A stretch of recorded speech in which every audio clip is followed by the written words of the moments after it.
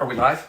Yeah. Boom! Think. You sure? No, Let's go don't. for it. It's a crapshoot. Folks, here it is. It's season 5, episode 7.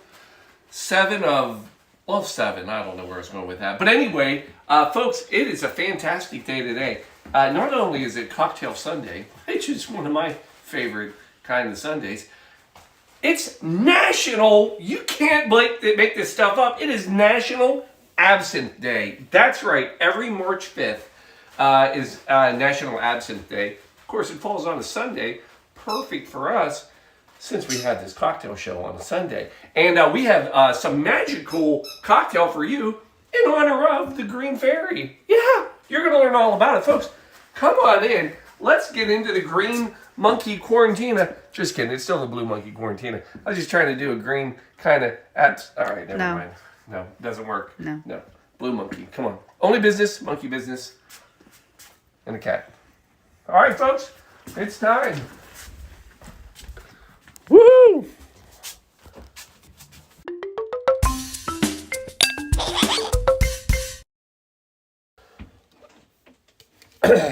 Well, here we are. Shelby, you ready? I think so. All right, here we are. So this is exciting. I always love when fun things happen on cocktail days. And today, we discovered. Well, actually, I found out yesterday. I can't tell a lie. I found out yesterday that it was going to be National Absinthe Day today, and then the quest was on. Right? Whoa, what cocktail to make? So first of all, let's talk about absinthe. What's fun about absinthe is it's first of all, it's delicious. But what is it? So it is, first of all, it is a spirit. It is not a liqueur. So a lot of people think it's a liqueur because it does have a sweetness to it.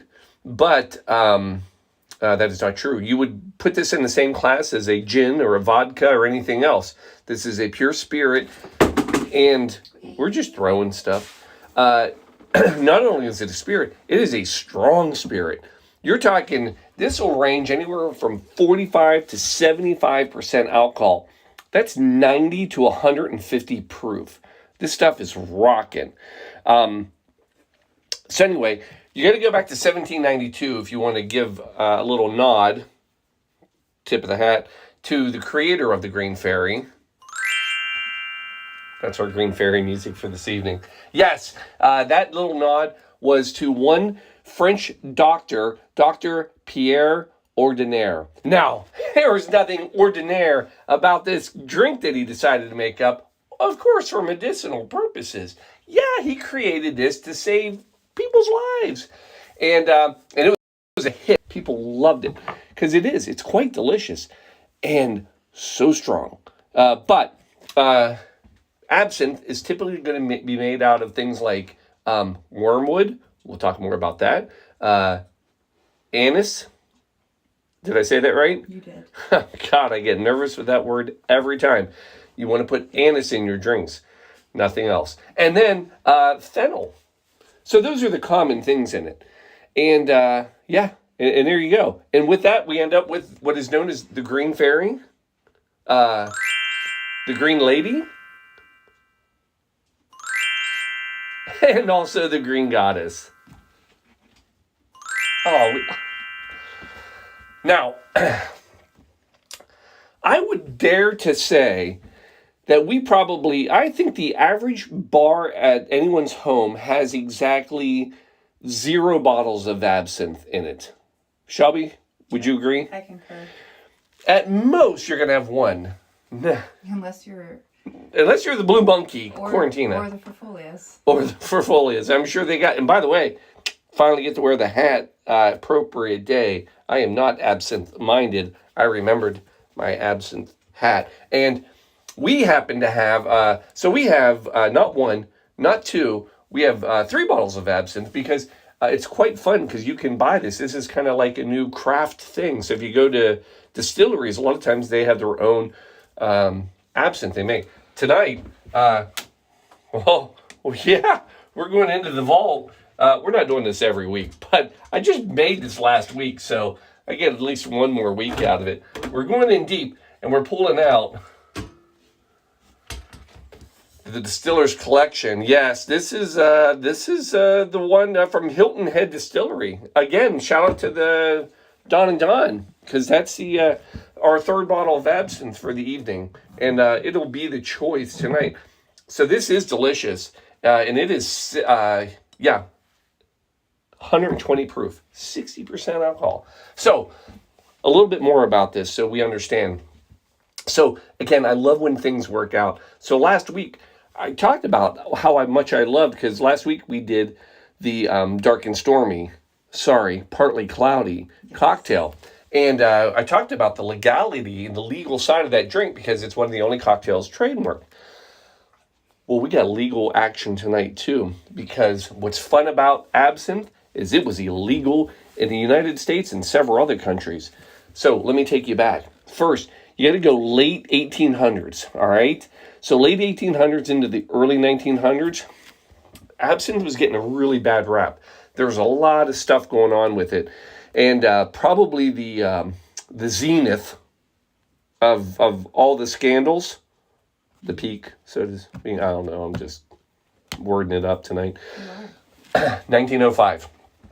A farmer, labor kind of guy, I believe happens to be in Switzerland, and he gets drunk on absinthe, which is easy to do. Again, it's freaking over 50% alcohol. I mean, it's easy to get drunk on it, and he does, and he goes home and basically goes nuts, and he ends up killing his children and his pregnant wife. And that kind of is like, maybe this stuff isn't too good.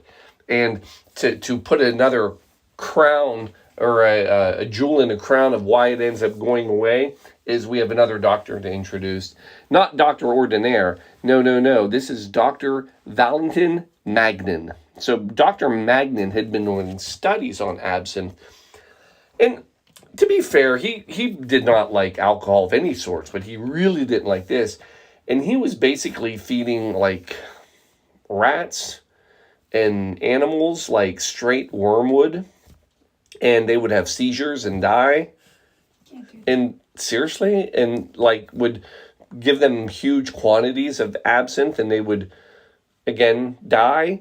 And they determined that it had to be banned. It was horrible.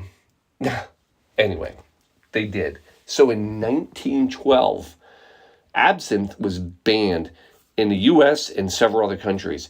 Shelby, ask me when absinthe was finally legalized and allowed back in the United States. When was absinthe legalized and allowed back in the States? Fantastic question. And it was not during Prohibition and not after Prohibition. It was not until 2007. What? 2007. That's like a hop, skip, and a jump a few years ago. Well, not really, but... Kinda. But point of the story is this. Ultimately, what they found out, and of course, Dr. Magnin didn't know this at the time, it wasn't really the wormwood itself. There's a chemical compound in wormwood, and it's called thujone. I could be saying that completely wrong, but it's Thujone. Thujone is what we're going to call it this evening. And that is actually the chemical compound that can cause, in excess, hallucinogenics. Mm-hmm. Did I say that right? Yes, you did. Congratulations. So not bad. So anyway, that was it. But really, there wasn't that much of it in most of absinthe back in the day. It was just that these guys were drinking in excess because they would drink it like any other cocktail. They would drink it like a glass of wine. And it was, did I mention? It's like freaking 120 proof. So they were just blind drunk. So anyway, pause. I need to get my natural light on. Green Fairy. So, fast forward, there's been some great cocktails, and we found a good one for you tonight too. So, I found one that was created in the 1990s, which is kind of a fun time. It was made in London because it was banned. You couldn't have it, but yet in London it was legalized earlier. Giovanni Bundy,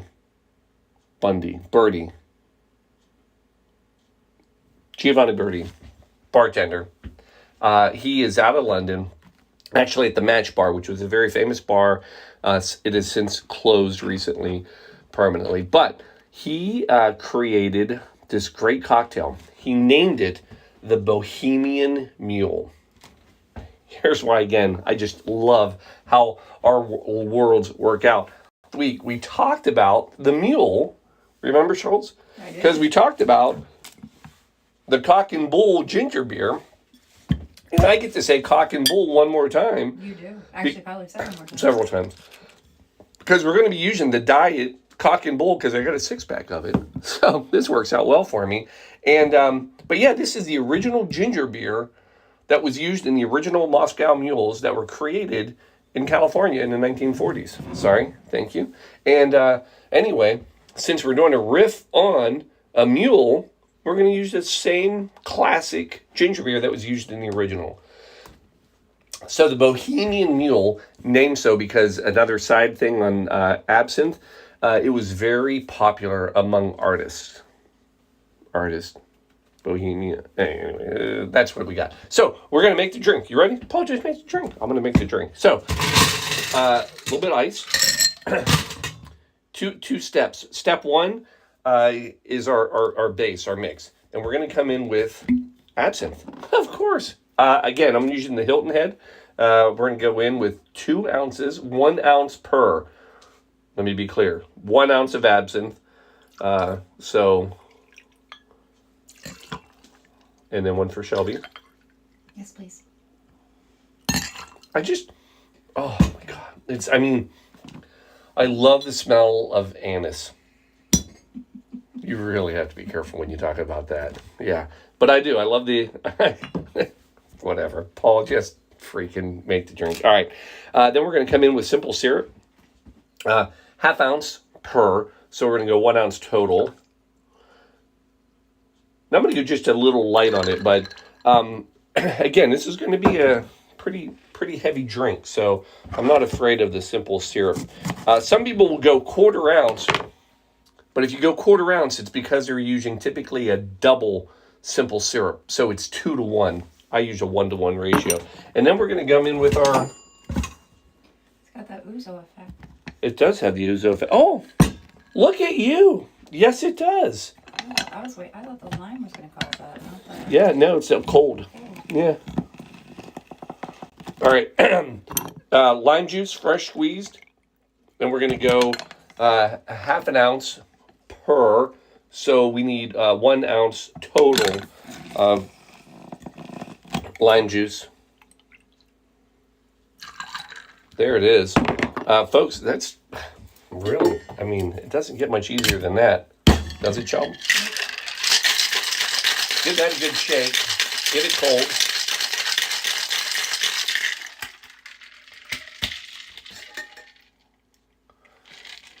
And then get your mule cups, whatever you like to use for your mule cups. Get some ice in there.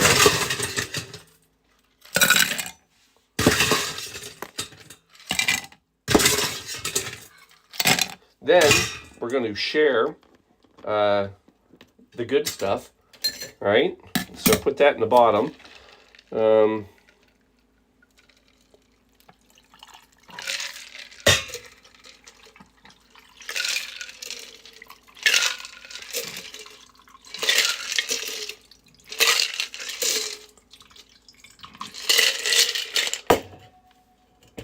Blue Monkey. And then top it off with some ginger beer. Cock and Bull. Bringing you Moscow Mules and any mule since 1940. Cock and Bull. Top that off.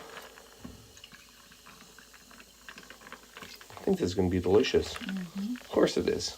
Have we ever... No, we have put out some bad... Yeah, never... It's been a long time. It's been a while. Do you remember the beet cocktail? Oh. I liked the beet cocktail. I would have thought you would have gone with the beef consomme cocktail. That was even grosser. That's good stuff. Folks, emergency.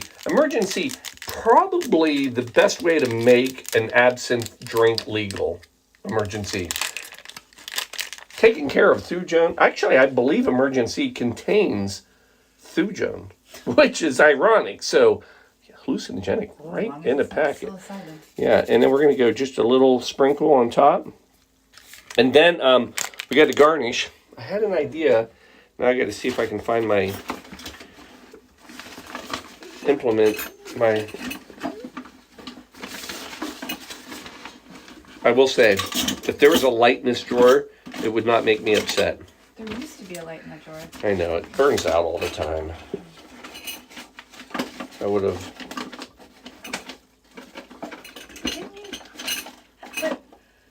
Talk to me. Light strip back there? I do. Well, but not inside I here. thought you could. I know. Actually, you're right. Oh, it's right to turn it on. Anyway, here we go. You know what I have? I got a line. And we're going to do this. And we're going to do this.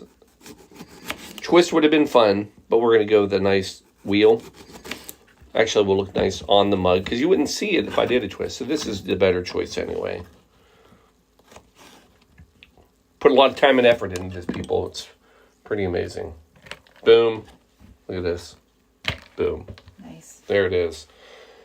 Your Bohemian Mule. Quarantine style. Of course.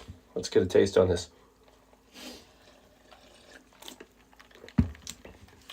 Oh, yes. Wow. Yeah. Fantastic. Let me tell you, it was good.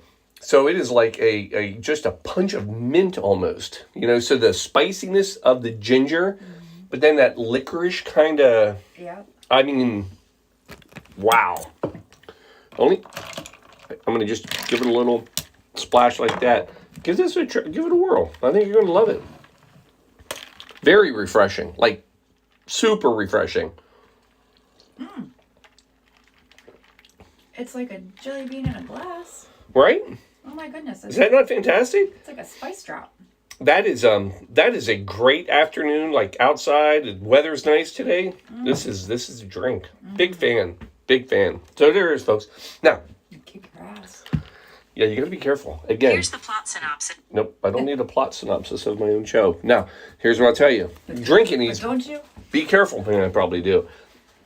120 proof. So you're going to go slow on these. This is nothing you want to, I mean, yeah, it's a lot, right? It's a lot. But anyway, folks, there it is. National Absinthe Day. Now, Paul, I don't know if I will like that. You will, but don't forget about all the other delicious and wonderful absinthe cocktails are out there that we've done. Death in the Afternoon, nod, little tip of the hat to my Papa. Yeah, Hemingway, my man crush. That was one of his. The Necromancer, another absinthe drink. We have the Absinthe Frappe. Oh, that was good. We did that one with... I'm not absinthe-minded. We did that at the Four Folios. So, cheers. Of course, don't ever forget the Sazerac. It doesn't have to stand by itself. Sazerac is an absinthe cocktail as well. Yeah, I forget about that. It's okay. And then we've got The Sun Also Rises, which is another Hemingway spinoff. Great one.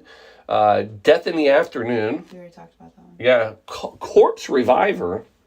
Another fantastic one. And then, of course, if you just want to be classic and old school, and I know a few people put it up there, you can do the absinthe drip. That's the big thing, and you put it in, and it like goes over the ice cubes, and then sugar cubes. Thank you. It's not an ice cube; it's a sugar cube. Folks, that's all I got. You know what? We're gonna sit back. We're gonna enjoy our National Absinthe Day drink. So, shout out to everybody out there. We good? We are.